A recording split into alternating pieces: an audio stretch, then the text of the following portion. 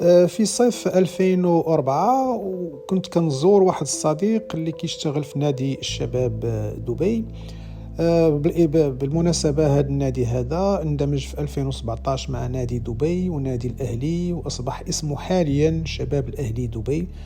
وبحكم زيارتي المتكررة لذلك الصديق أصبحت لي علاقات مع حراس مداخل النادي والموظفين وإداريين وحتى لاعبين ومدربين، وكان طبعا على رأسهم آنذاك المدرب الغني عن التعريف رشيد الطوسي، الذي كان يشغل منصب مدير تقني، مما كان كيساعدني على زيارة كل مرافق النادي كصالة كرة السلة وكرة اليد والمسبح والمطعم وورشة صيانة السيارات والمركبات والملاعب سواء الخاصة بالتدريب والملعب الرئيسي لإجراء المباريات الرسمية لنادي الشباب. وفي هذه الزيارة هذه صادفت مباراة إعدادية، مباراة ديال بداية الموسم، كانت كتجمع ما بين نادي الشباب الإماراتي ونادي الإمارات الإماراتي المنتمي لإمارات رأس الخيمة. فبان لي في دكة البدلاء اللاعب مصطفى حجي، الحاصل على الكرة الذهبية طبعا في 98، واللي لعب في كبريات النوادي الأوروبية كسبورتينغ لشبون وديبورتيفو لا كورونيا وكوفونتري سيتي واستون فيلا واسبانيول دو برشلونة.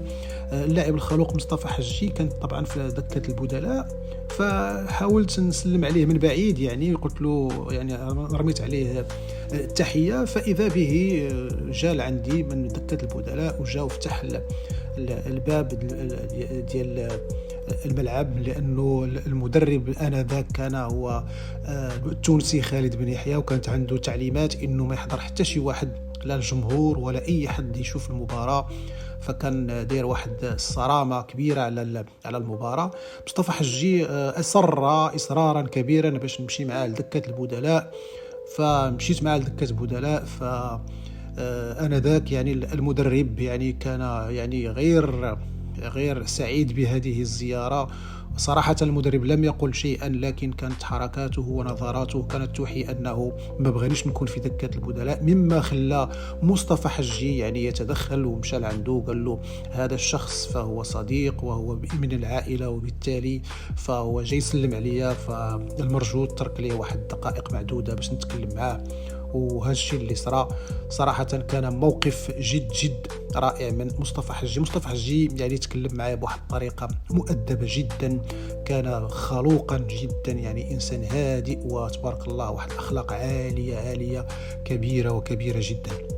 وأنا جالس مع مصطفى حجي في دكة البدلاء، تبادر لي واحد السؤال، وقلت لي كيفاش مصطفى حجي اللي لعب في فرق كبيرة في أوروبا وجا غادي يلعب في فريق في الإمارات، فريق مغمور، ما عندوش واحد السجل كبير تاريخي في الإمارات، نادي الإمارات الإماراتي التابع لرأس الخيمة.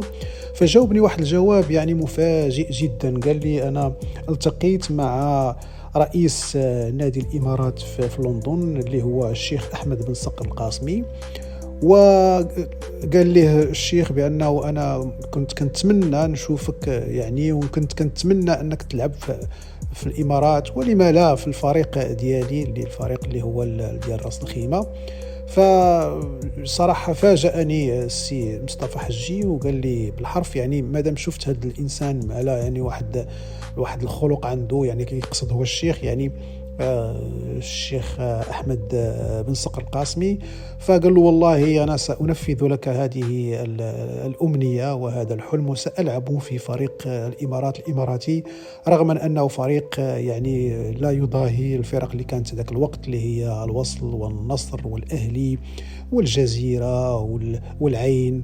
فجاء ولعب في الإمارات الإماراتي لا لشيء سوى لأن يبصم على اسم مصطفى حجي في نادي الإمارات الإماراتي ديال رأس الخيمة. وبهذه الحركة هذه كيبان بأنه مصطفى حجي صراحة قام بموقفين نبيلين. الموقف الأول وهو أنه خلاني نسلم عليه وفرضني على المدرب، وقال لي احنا لما كنا كنتكلموا في دكة البدلاء قال لي هذه مباراة تدريبية، ولو كانت مباراة رسمية ما كنتش غادي نخليك تدخل عندي. هذه النقطة الأولى، وبالتالي فرضني على المدرب ديالو. والنقطة الثانية أنه صراحة حقق الأمنية والحلم ديال رئيس نادي الإمارات الشيخ أحمد بن صقر القاسمي، وجا عنده الإمارات وخلى الاسم ديال مصطفى حجي يتبصم في تاريخ نادي الإمارات الإماراتي، على اعتبار أنه مصطفى حجي مسجل 13 هدف مع المنتخب المغربي، ولعب كيف ما قلنا مع كبريات الأندية الأوروبية، ومن بعد أن بدأ مسيرته في نادي نانسي الفرنسي الذي كان ينتمي للدرجة الثانية الفرنسية آنذاك.